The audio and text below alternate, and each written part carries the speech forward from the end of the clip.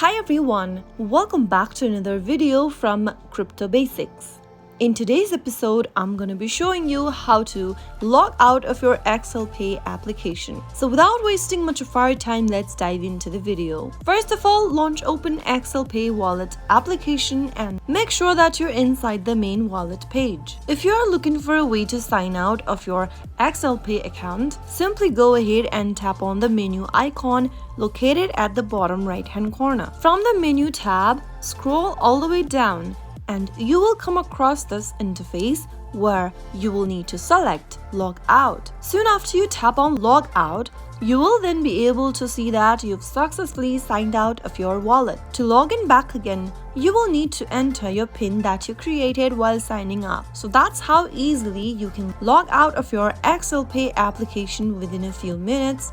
If you found the video to be helpful, go ahead and give us a thumbs up. Don't forget to subscribe to the channel by hitting that subscribe button.